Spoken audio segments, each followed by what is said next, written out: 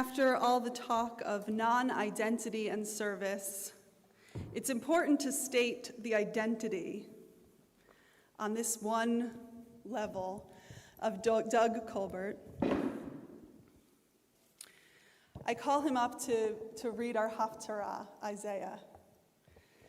He teaches at Maryland Law School. His writings and scholarship focuses on human rights and ethics. You can go up to Cantor George spot. He describes ethics as a lawyer's professional responsibility to enhance justice for the poor and lower income community. After graduating, Doug devoted 11 years representing poor people in New York City. His intention as a teacher is to do his best to inspire law students and to dedicate themselves to becoming people lawyers and serving community. Doug, thank you so much for reading us our Haftara today of Isaiah. It's a meaningful piece for Doug, and it can be found, and for all of us, and can be found on page 569. Well, thank you for this honor, Rabbi, and it's really a pleasure to read. I'm going to begin reading from the last paragraph on page 569. Cry from the throat, do not relent. Raise up your voices like a shofar. Tell my people their transgression, the house of Jacob, their mistakes. For they seek me out day by day. They yearn for knowledge of my way, like a people righteous in their deeds, who have not left behind the justice of their God. They ask of me the laws of righteousness. They yearn for nearness to their God. Why, when we fasted, did you not see it? Our souls we have afflicted. Do you not know? Behold, while you are fasting, you engage in business, and your workers you continue to oppress. Behold, you fast in strife and quarreling, and with a meanly clenched fist you strike. Today you do not fast in such a way as to make your voice heard on high. Is this the kind of fast I delight in? A fast merely to deprive one's body? Is it bowing the head like the willows or reclining in sackcloth and ash? Do you call that a fast, a day in which the Holy One delights? Is not the fast that I desire the unlocking of the chains of wickedness, the loosening of exploitation, the freeing of all those oppressed, the breaking of the yoke of servitude? Is it not the sharing of your bread with those who starve, the bringing of the wretched poor into your house, or clothing someone you see who is naked, and not hiding from your kin in their need? Then shall your light burst forth like the dawn, your waters of healing soon flourish again.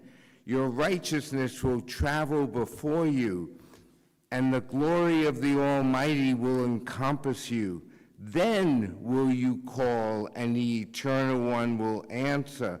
You will cry out, and God will respond. Here am I. If you banish oppression from your midst, the menacing hand and tainted speech, if you give of yourself to the hungry, fulfilling the needs of the poor, then shall your light shine in darkness, and your darkness shall be like the noon. The righteous one will guide you always, will satisfy your thirst in desert wastes, will give your bones new life, and you'll be like a well-watered garden, like a spring whose waters do not fail. And those among you will rebuild ancient ruins, Foundations long dormant you'll restore. You shall be called the repairer of bridges, the restorer of settlement roads. If you refrain from trampling the Sabbath, from doing your business on my holy day, if you call the Sabbath your delight and honor the Creator's holy day, then shall you take pleasure in God everlasting, and I shall convey you on high and feed you with Jacob's inheritance, for the mouth of the Eternal One has spoken. Doug, don't go anywhere. I want to have a bit of a conversation with you and hear some of your thoughts, because you read this with so much meaning and you read it every year. And I know how much it means to you in your life, your work, the way you live. You really live by this Torah portion, this Haftara from Isaiah. And I'd like for Doug to share a little bit what's in his heart behind that. And so I'm going to lift up one of the verses you read. It's a little long, but I think it really encapsulates, kind of what you do and who you are in some ways. So it says, "Today you do not fast in such a way as to make your voice heard on high. Is this the kind of fast I delight in, a fast merely to deprive one's body? Do you call that a fast, the day on which the Holy One delights? Is not the fast I desire unlocking the chains of wickedness, the loosening of exploitation, the freeing of all those oppressed? Is not the sharing of your bread with those who starve, the bringing of the wretched poor into your house, or clothing someone who you see is naked, and not hiding from your kin in their need?" Will you enlighten us, Doug, about why this touches you so much? Well, it touches me, but it touches so many people here who are doing so many good things to make this a better world, because that truly is the meaning of Yom Kippur, to make it a world and a community where people have enough food to eat, where people have a home and a roof over their heads, where they have sufficient clothing in all the seasons of the year, where the air they breathe is clean and the water they drink is pure. So often, Rabbi, we are all challenged on Yom Kippur, a personal challenge to be able to fast for 24, 25 hours, often without having liquid. And that's a healthy thing to do, in my view, because it allows us to really experience what people have to experience every day. But it also means that we're able to look at Yom Kippur in the eyes of the other, of really connecting with other people and seeing how we can serve, how we can be bringing something more to their lives. That to me is why I read this with such passion, because it's really about giving and doing, and how much we learn and get back from that. Thank you, Doug. So I'm going to lift up another verse. Why, when we fasted, the people asked God, did you not see it? Our souls we have afflicted, did you not know? So they're asking God. And then God answers, behold, while you are fasting, you engage in business, and your workers you continue to oppress. What do you feel this is? How does this speak to you?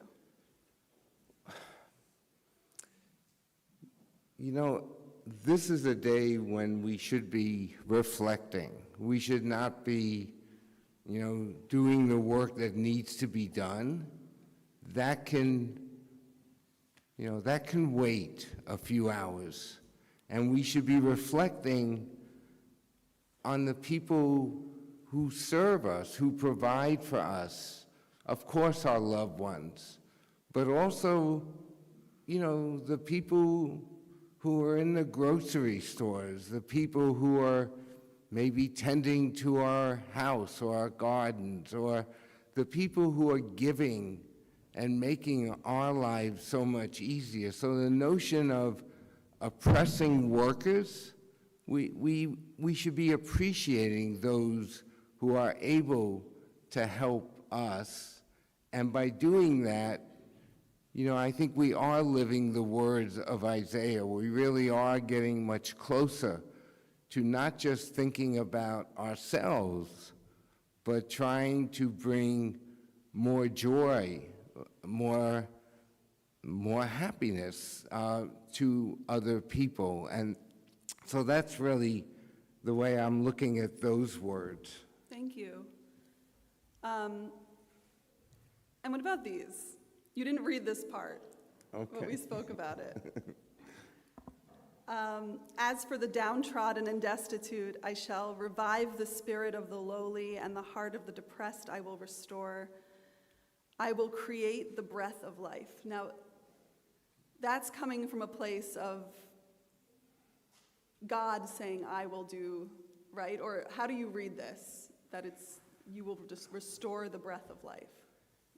Restoring the breath of life, looking at the downtrodden, so that when we pass people on the street who are on the corner, who are homeless, don't look away from the people, say good morning, say hello.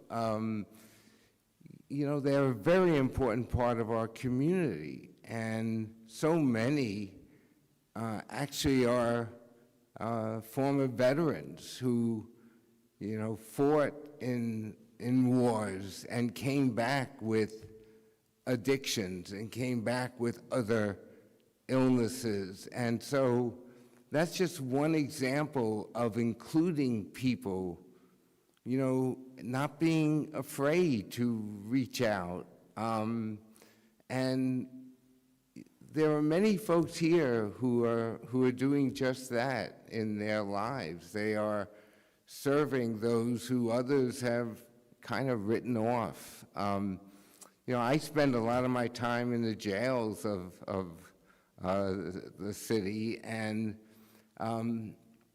just the thought of locking people up in cages while they're waiting for a trial. They have not even had a trial, have not been convicted, found guilty, but they're going to spend a lot of time inside these cages, during which time they're going to lose much of what they have, and their conditions are going to worsen. So I think we have it within our power, within ourselves, to be doing many more good things. At the end of the day, we should ask ourselves, what have I done today to make this world a better place? Thank you, Doug. And Doug and I have also talked about, don't go yet, Doug may be leading a monthly online group to talk about your gratitude at the end of the day, like a nightly group. And I think that would be really fun. So one last thing, Doug, do you feel that this piece is a hopeful piece? Oh, absolutely. I mean, just reading it and experiencing it, I mean, every time I do it, I feel, not just moved, but it's recommitting myself and others. It's very inspirational to me.